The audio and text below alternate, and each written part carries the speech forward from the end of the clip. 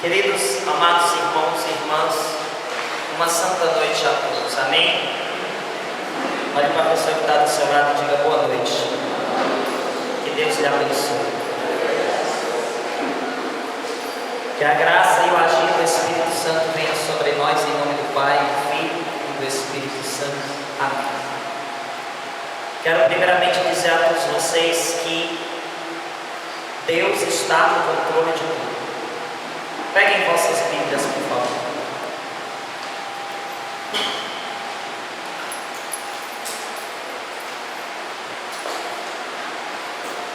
Peguem a palavra de Deus e abram em Mateus capítulo de número 7, do versículo de número 24 ao versículo de número 29. Vamos fazer uma pequena reflexão.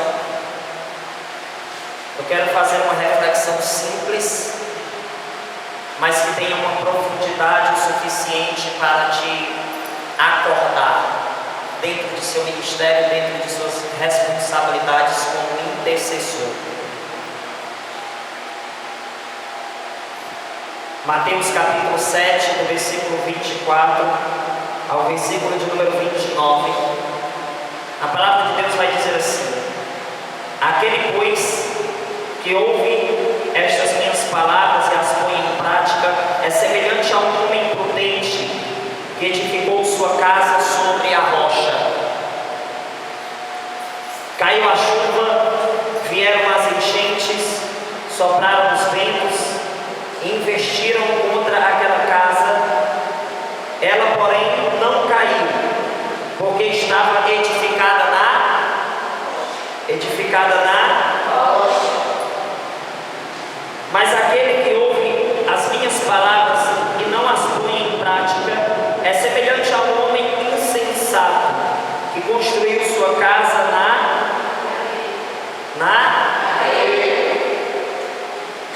Caiu a chuva, vieram as enchentes, sopraram os ventos e investiram contra aquela casa. Ela caiu e grande foi a sua ruína. Quando Jesus terminou o discurso, a multidão ficou impressionada com a sua doutrina. Com efeito, ele a ensinava como quem tinha autoridade e não como os seus escribas. Amém? Fecha a Bíblia, senta, respira que é de graça. Já estão sentados? Postura. Gente, quero hoje, nessa pequena partilha, nessa nossa pequena reflexão, direcionada ao ministério de intercessão, a primeira coisa que eu queria pedir a vocês é uma extrema concentração. Se concentrem como se essa formação fosse a última formação da sua vida, como se esta formação fosse a sua última oportunidade de encontrar a expressão do amor infalível de Deus. Amém? Quem pode dizer glória a Deus por mim? Amém. Eu peguei essa passagem da Sagrada Escritura e coloquei como tema da nossa partilha de hoje: fortes na tribulação. Vocês sabem muito bem que o ministério de intercessão é como os alicerces de uma casa. Você ser de fato do ministério de intercessão é você fazer a decisão de se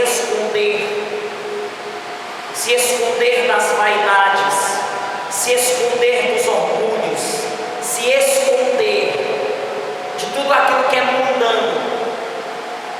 No sentido de que eu estou falando isso? Porque muitos e muitos intercessores querem ser intercessores por vaidade, para mostrar para os outros que pode rezar no outro, que pode curar o outro. A mentalidade do ministério de intercessão tem sido muito corrompida nos últimos tempos, por conta que surge cada vez mais uma vaidade demoníaca em nosso meio. Digo em nosso meio no sentido geral, ou seja, se nós fizermos uma análise da nossa atualidade, o que está acontecendo na igreja é um combate muito grande. Pessoas acabam que, entre aspas, manchando o nome da igreja por conta de suas vaidades, de suas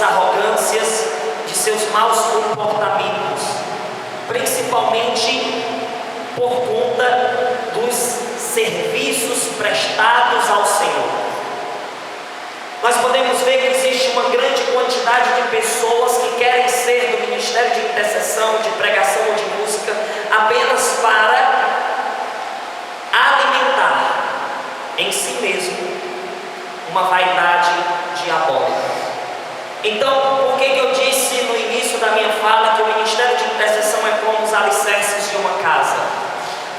Ninguém vê, mas é o que sustenta. Entenda que o ministério de intercessão, ele não é tão visto como o ministério de pregação, o ministério de música. Você não conhece um verdadeiro intercessor pela fama da mídia, não. Você conhece cantores famosos, você conhece pregadores famosos. Estou colocando aqui famosos, caracterizando aqueles que são falsos. Porque o verdadeiro pregador da palavra de Deus, ele diz: importa que o Cristo cresça e eu diminua. Assim também os músicos, os ministeriados em música, e assim também devem se comportar os intercessores. Então, o nosso serviço a Deus, ele tem que ter a centralidade do crescimento do reino de Deus e não do reino do meu eu. Não é o seu eu que tem que reinar, não é o seu eu que tem que aparecer, não é a sua face que tem que reinar no meio da sociedade, não. Quem busca ser cristão por vaidade nega a vida de santidade. Isso é um fato. Você não deve buscar a Deus por vaidade. Você deve buscar a Deus para que você se torne santo e não o centro das atenções. O centro das atenções deve ser Deus, Pai, Filho e Espírito Santo. Nem mesmo a Santíssima Virgem Maria quis roubar a cena. Quem somos nós para querer roubar o trono de Deus? Quem somos nós para nos acharmos os ultra mega power poderosos da atualidade? É trágica a imagem de muitos que se denominam intercessores da nossa atualidade. São pessoas que dizem que são ministros de cura, mas não pregam o Deus que cura. Eles pregam a própria imagem. Eu rezei no fulano de tal e ele ficou curado. Eu rezei na fulana de tal e ela conseguiu uma graça. Eu rezei. Ei, querido, entenda, quem age é o Espírito Santo, não é você. Se fosse algo que dependesse do seu eu, a única coisa que você ia conseguir conduzir o outro era em direção ao inferno, porque você é um miserável. Então tudo é pela ação do Espírito Santo. Não é as suas mãos por si mesma que faz o milagre acontecer, é o Espírito Santo. Então o ministério de intercessão, ele é como os alicerces de uma casa. Ninguém vê, mas é o que sustenta. Quando você vê os pregadores da palavra de Deus ali pregando com unção, pregando com coragem, pregações que estão transformando vidas, entenda que a maior responsabilidade para que uma pregação de fato tenha efeito não é do pregador, é dos intercessores. Pois o pregador sozinho ele desfalece. Se não tiver um ministério de intercessão forte para rezar pelos pregadores, eles não conseguem exercer seu ministério. Se não tiver um ministério de intercessão forte para rezar pelo ministério de música, eles não conseguem cantar com unção. Então tudo se inicia pelo ministério de intercessão. Por isso que eu denomino aqui o ministério de intercessão como os alicerces de uma casa. As pessoas chegam no evento, vê lá o pregador, e aonde é que está o ministério de intercessão? Lá atrás do evento, intercedendo por aquele momento. Então você ser o ministério de intercessão já exige de ti, no primeiro passo, uma profunda humildade. Humildade, simplicidade. Entenda que o sacrário dos intercessores é na Santa Manjedoura que habita o menino Jesus.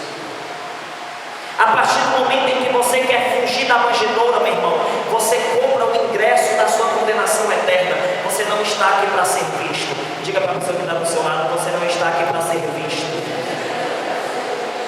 Você está aqui para servir.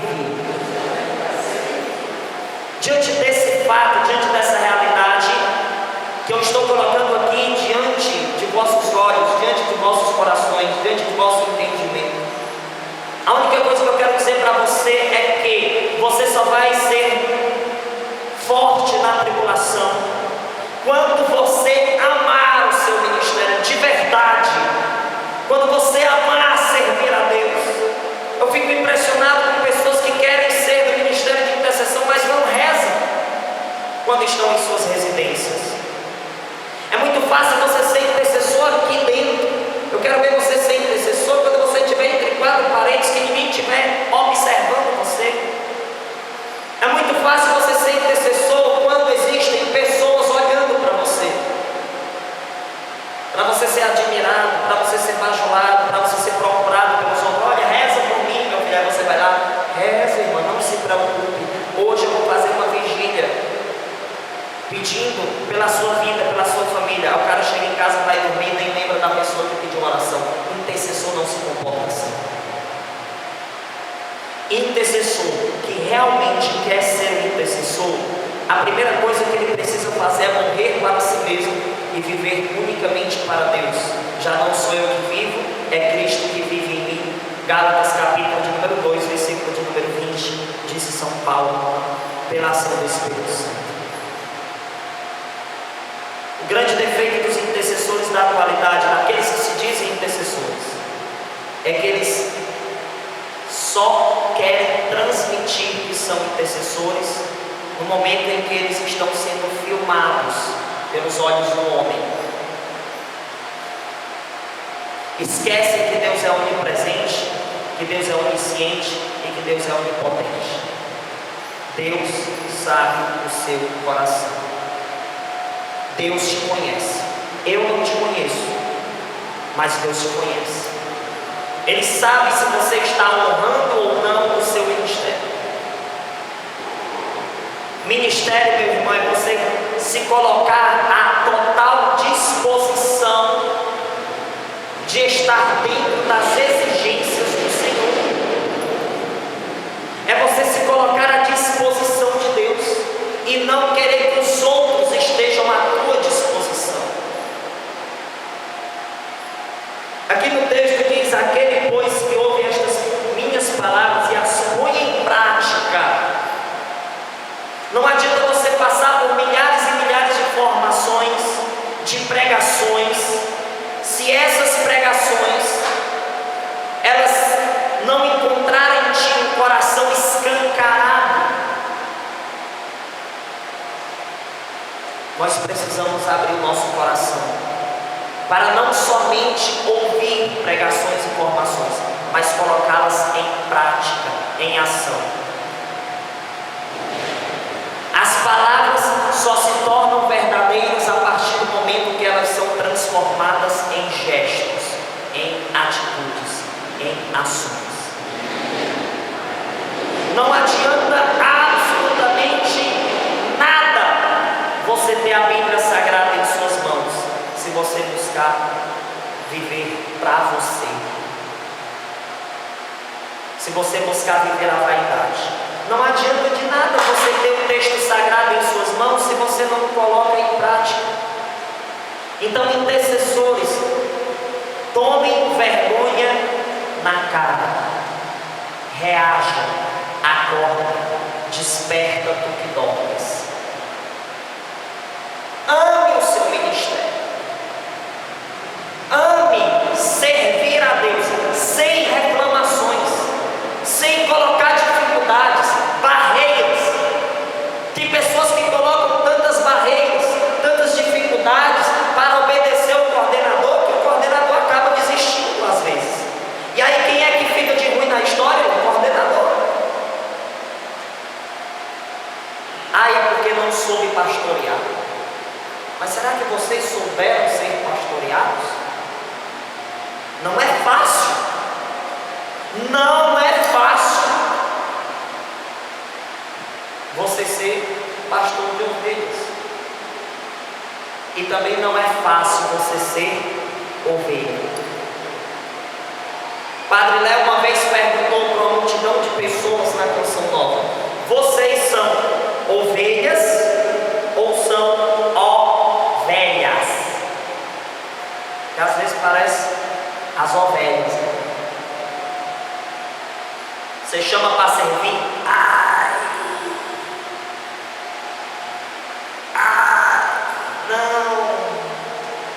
não aguento. Vamos rezar e falar, às vezes não está sentindo nada, é só a preguiça matando. Se você tem uma enfermidade, se você tem de fato uma doença, que você tem que repousar para você se recuperar, louvado seja Deus. Mas muitas vezes é a preguiça, o comodismo gritando. E aí você fica intimidado com o grito da sua preguiça. Fica intimidado com o grito do comodismo. Aonde é que nós vamos parar, intercessores?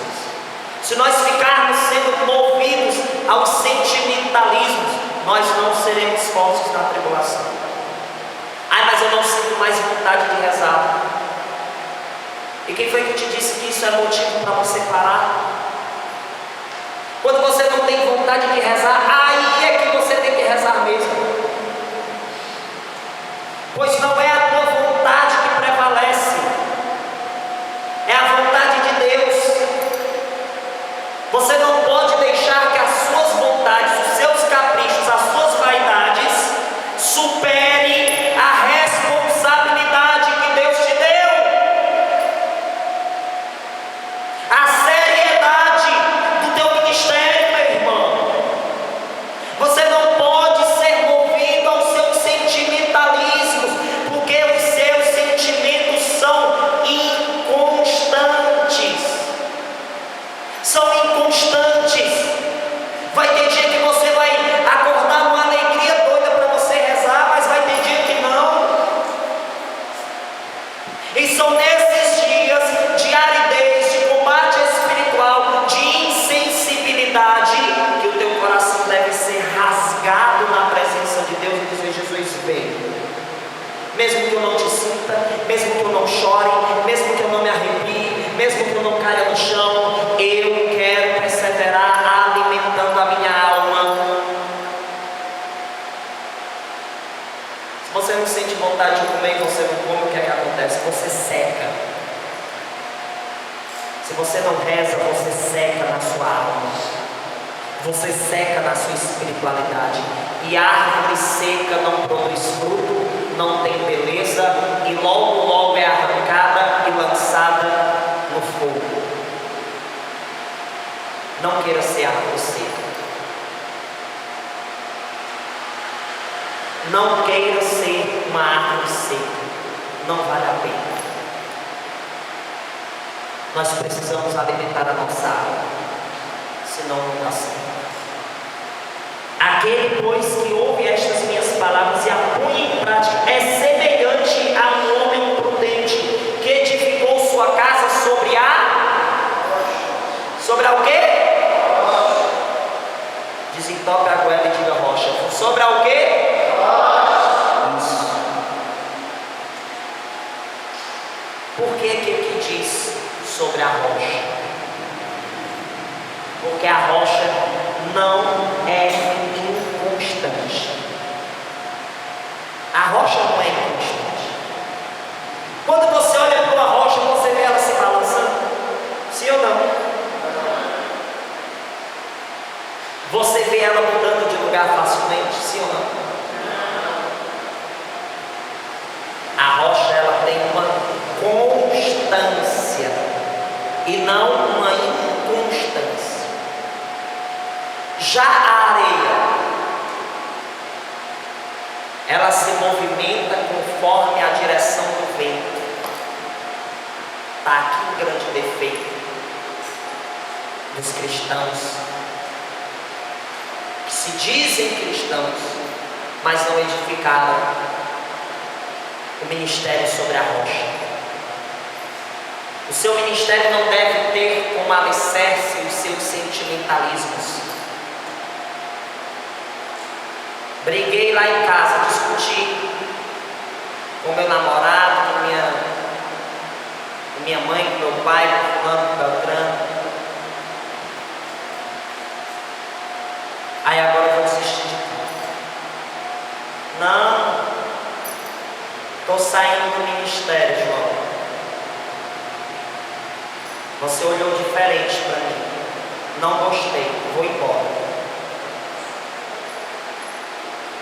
Aí vou olhar para o outro e vou cantar. Você é o culpado para esse amor se acabar. Cuidado. Vocês estão aqui na rocha ou na areia? O homem prudente, ele constrói a sua casa na rocha. Caiu a chuva, vieram as enchentes, sopraram os ventos e investiram contra aquela casa. Veja, teve um investimento contra aquela casa. E qual é a casa que eu estou querendo aqui dizer? O seu coração, o seu cérebro, a sua vida deve ser uma casa de acolhimento para nosso Senhor Jesus Cristo. Existe um investimento muito forte contra você, mas se você estiver na rocha, aquilo que é muito forte passa a ser fraco, porque tudo que bate de frente com o onipotente cai por terra, porque o onipotente vence todas as guerras, todas as batalhas, e aquele que está em intimidade com o onipotente não é vencido pelo demônio. Então você tem que estar firme, você tem que estar na rocha. Você tem que ser um intercessor de verdade. Investiram contra aquela casa, ela, porém, não caiu porque estava edificada na rocha. E esta rocha também nos mostra a igreja. A igreja. Continua o texto no versículo de número 26. Mas aquele que ouve as minhas palavras e não as põe em prática é semelhante a um homem insensato que construiu sua casa na areia. Aqui existe uma comparação na rocha e na areia. A rocha, ela é parada, ela é firme, ela não muda facilmente. Já a areia, ela vai mudando conforme o vento. O vento bate para um lado, aí vai a areia. Aí o vento bate do outro lado, no rumo de cá, vai voltando. Tem gente que é assim. É um pé na igreja ou todo mundo. São pessoas que estão na areia, não na rocha. Os que estão na rocha, pode o namorado deixar, pode o esposo brigar, a esposa brigar, pode o pai, a mãe, os irmãos perseguir, e a pessoa está lá no serviço. Eu não me acordei bem hoje, glória a Deus. Esses são os dias mais responsáveis para te fazer santo.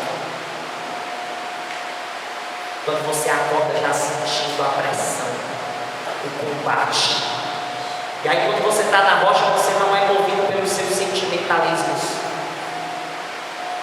Você sabe o que Jesus já escolheu para você.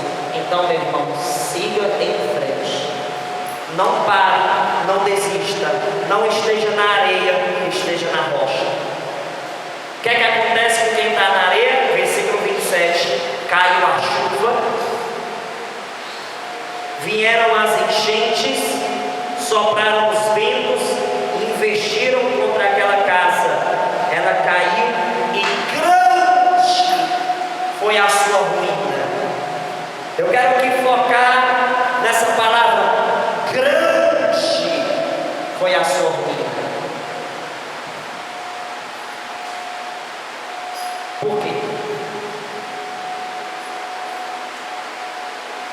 porque saíram da lama, vieram até a oportunidade de conhecer a verdade, conheceram a verdade, experimentaram partes da verdade e quiseram voltar para a lama. Gente, isso é horrível.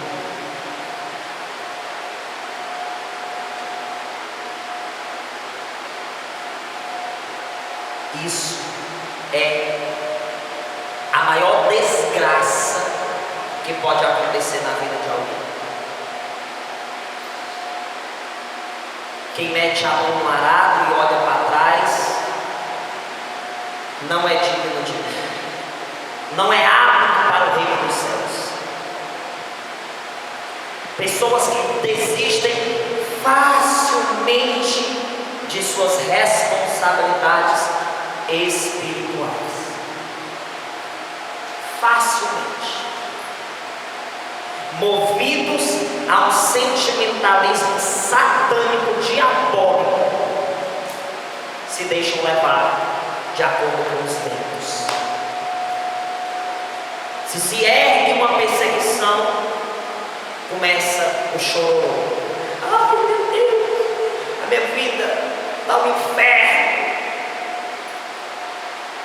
Imagine comparando a sua história com a dos mártires.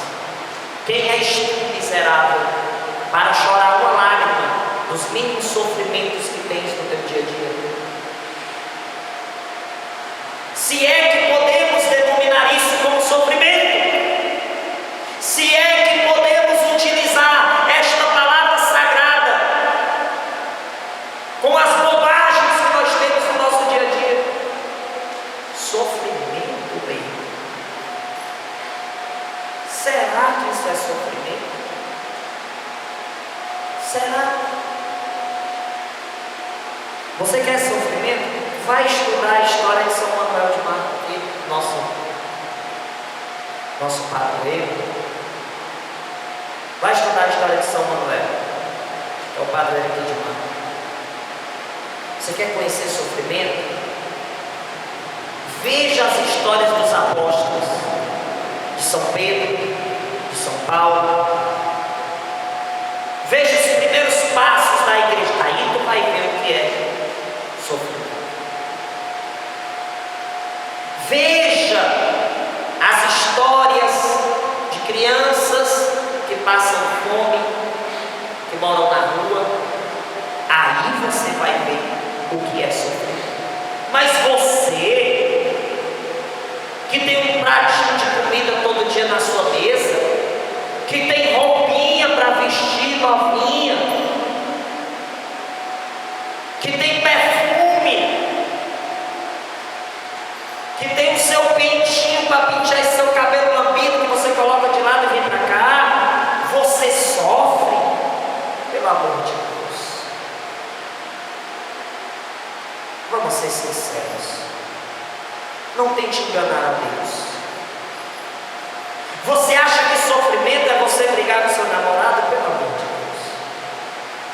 Você acha que sofrimento é o seu pai simplesmente falar algumas palavras contra a sua fé? Você acha que isso é sofrimento? Pelo amor de Deus. Vocês não sabem o que é sofrimento. Cuidado com aquilo que vocês denominam como sofrimento. Muito cuidado. Você pode estar querendo enganar a Deus, a você mesmo e a quem te escuta. Tenha muito cuidado. Será que é sofrimento você ser perseguido aqui dentro da obra? Estou falando mal de mim. Acha que isso é sofrimento? Tome vergonha na sua cara, seu moleque.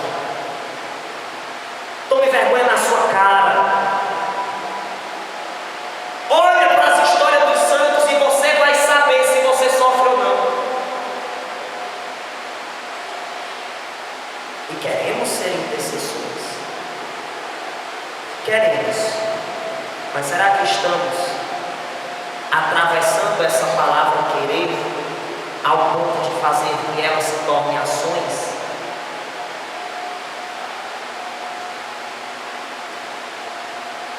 dói, não é? Faz-me santo, Deus, mesmo que seja a pauladas. São José Maria Escrivá disse isso. Eu não vim aqui para passar a mão na cabeça de vocês e dizer: nossa, vocês, ó, parabéns, intercessores, lindos, cheirosinhos. Não. E eu não estou nem um pouco preocupado se você, depois desse encontro, ficar chateadinho comigo. Não estou nem aí. Quem que vocês pagam minha conta de luz esse mês? Levanta o braço. Quem que vocês pagaram minha conta de água esse mês? Levante o braço. Ai, ninguém? Então pronto, eu não vim aqui para te agradar, não depende nada de ti. Em nada. Graças a Deus. Então, queridos, o verdadeiro diretor espiritual não é aquele que te fala mentira para patrocinar o teu pecado. É aquele que te mostra a verdade, te dando a entender que é a palavras que seremos santos. Escute isso e faça que esta mensagem penetre no seu coração e encha e transporte através dos gestos.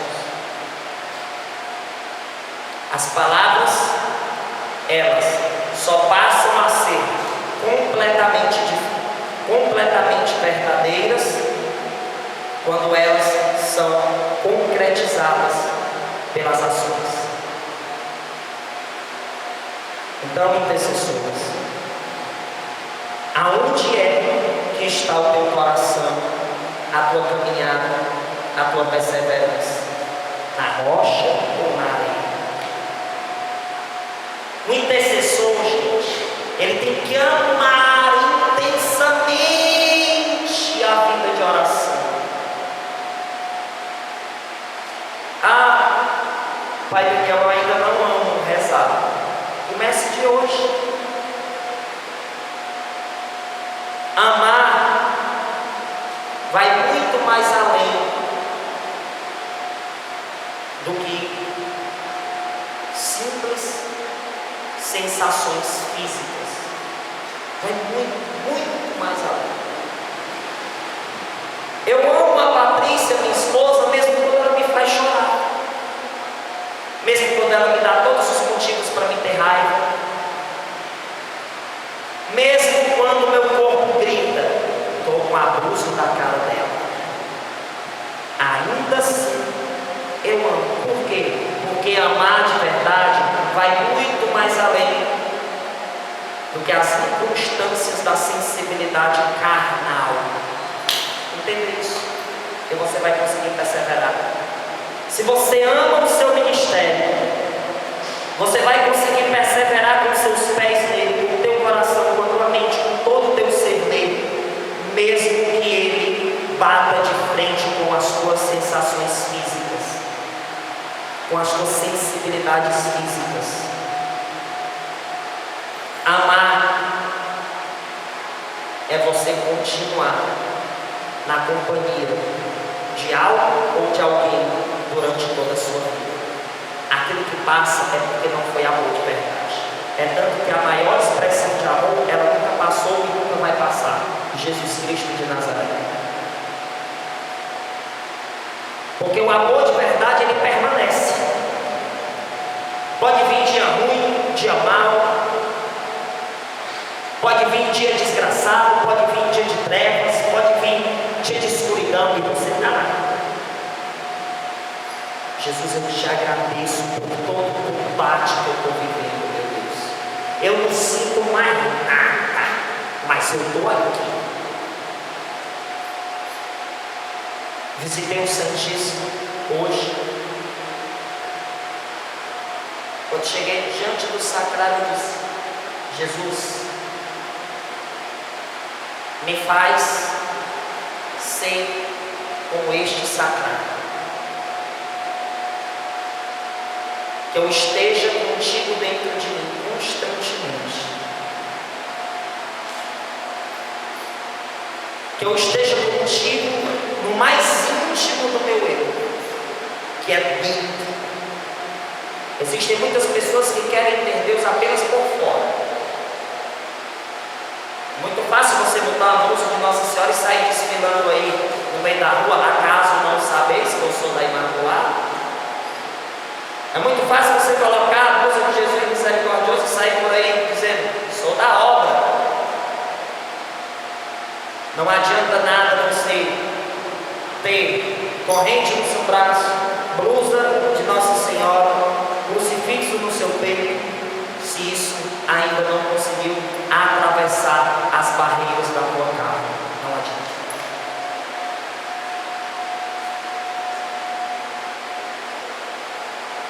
Vocês têm fé por estética ou por amor?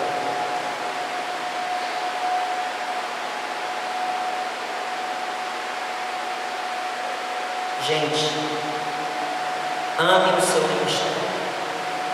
Mesmo que você seja odiado dentro dele. Mesmo que você seja perseguido, perseguida dentro do seu ministério. Talvez um dia o seu maior perseguidor vai ser o seu coordenador ou sua coordenadora, e você lá. Oh, glória a Jesus. Amém. Amém, Senhor. E eu estou aqui. Não me querem aqui, mas eu estou.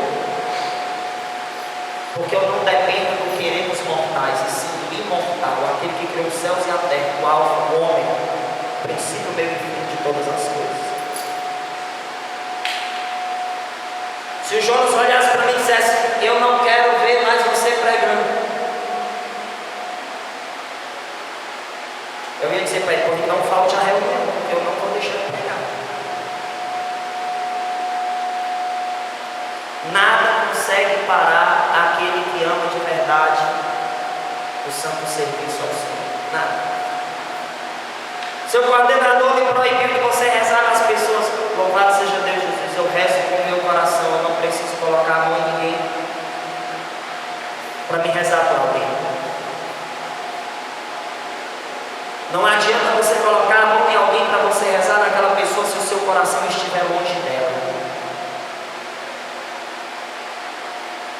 A oração mais poderosa, meus irmãos, é a que tem a real e reta intenção de levar o outro ao encontro verdadeiro com Deus. Tem gente que pensa que para dar certa oração você tem que meter a mão na testa da pessoa, cheireada, lá, azada, choreada, e pura assim. Aí empurra o pescoço do miserável para trás. Quase diz, repousa-se no ultimato. Quase pega assim pelos cabelos, né? Cai, desgraça. Vaidade das vaidades. Uma vez chegou uma equipe de homens ministeriados e tudo, e bebendo, e eu vendo aquela ruma de gente caindo no chão e disse, nossa! Chegou os atiradores de elite do exército da Imaculada. Aí eu vou receber a oração também, vou entrar na fila, tá todo mundo repousando, então é porque é fogo mesmo. Fiquei lá. Vem em mim, vem em mim, vem em mim, vem em mim, vem em mim. Quando chegou em mim, meu irmão, me arrependi. Eu quase disse, sai pra mim. Eu nunca senti uma dor tão forte no meu pescoço como naquele dia, porque ficou um combate, a minha cabeça contra a mão dele.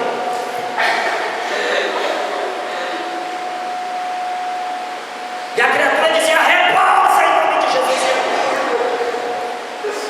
Teve uma hora que infelizmente eu não aguentei, eu me taquei no chão, para ver se resolvia a situação. Vaidade das vaidades.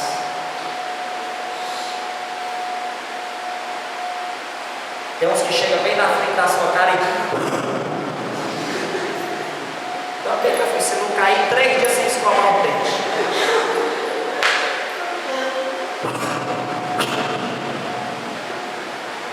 Quando é assim, bota assim a boca bem dentro do seu ouvido. Começa a dor de cabeça, te dá uma loucura do fugindo. Lógico. O cara quase explode a cabeça da gente rezando. Tem uns que é preciso guarda-chuva. Porque é rezando e cuspindo na sua cara. Cura agora. E você fecha os beiços assim.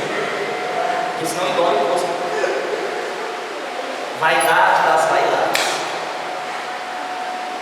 Alguns que botam o pé atrás do seu. Recebe. Quando você vai tentar reagir, o seu instinto de defesa, quando você vai botar o pezinho para trás, como é que bota? A queda é feia. O irmão é fogo. Nossa! Vaidade das vaidades.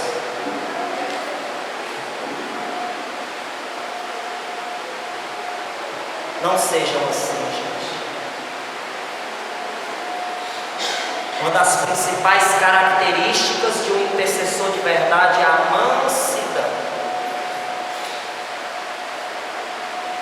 Nossa, quando eu estava na comunidade Shalom, pense nos intercessores de Deus que eu encontrei lá. Eu lá com os meus olhinhos fechados, chegava aquela criatura com uma pontinha do dedão e fazia a cruz lentamente na minha testa. Quase não chegava no final. Lentamente, uma delicadeza, se sentia a Virgem Maria agindo ali. Eu te apresento em nome do Pai, do Filho e do Espírito Santo.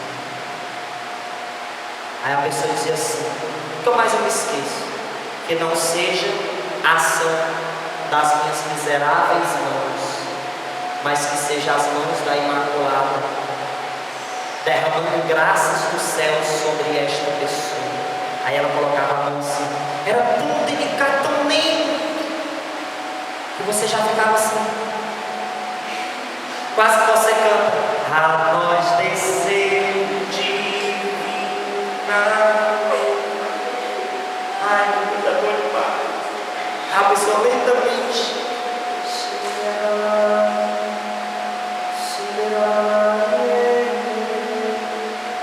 Aí você apresentava. Que isso? Tem gente que está pensando que unção é grito na atualidade. Quanto mais gritar, mais usado é. Ei, cuidado. Cuidado com isso. Não é a altura da sua voz que prova a unção do Espírito Santo. Não é a altura da sua voz, e sim as profundezas do teu mergulho no oceano do Espírito Santo, a tua vivência, a tua intimidade com Deus. Eu já cheguei em caras que eram uma competição de quem botava mais pessoas para repousar. E aí eu olhava para o outro e dizia assim: derrubei 5, o outro eu fui 7. Aí eu, peraí, chegava a tacar a mão na testa, chega a fazer os estragos. Cuidado, intercessores. Que o seu ministério não seja ser visto, e sim serviço. Coloca a tua alma à disposição de Deus. Importa que Ele cresça e tu diminuas. Você viu alguma vez na Bíblia Sagrada Nossa Senhora sendo apresentada? No sentido de dela chegar e dizer: cala a boca todo mundo, porque eu sou a mãe do Salvador. Quem botar o boneco do meu lado eu mando para o inferno. Você não vê isso. Você não vê. Nossa Senhora nunca foi uma pessoa que se perdeu pelo triunfalismo. Que triunfalismo é esse?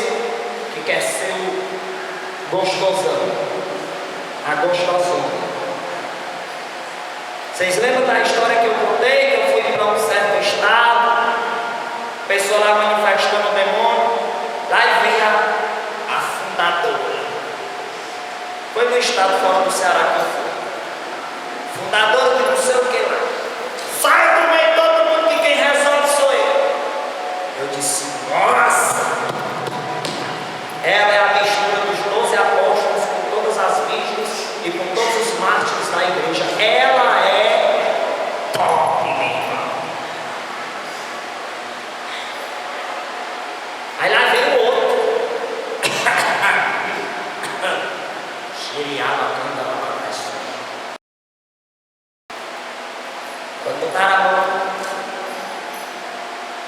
Quando o outro então lá com a mão, a criatura com os olhos virados assim para trás, olhou para o lado, tiraram a mão de mim, porque tu se masturbou esses dias. Tu não tem condição de rezar em mim, desgraçado. Tu está do meu mesmo lado, que é o lado das trevas. Cara, saiu fora. Ela já ficou intimidada, já foi tirando logo a mãozinha. Olhou para o outro lado, deu aquele sorriso diabólico e disse: faltou a missa no domingo e quer rezar em mim. Te liberta primeiro do comodismo que eu te coloquei e depois a gente conversa. Mais ou menos assim a situação.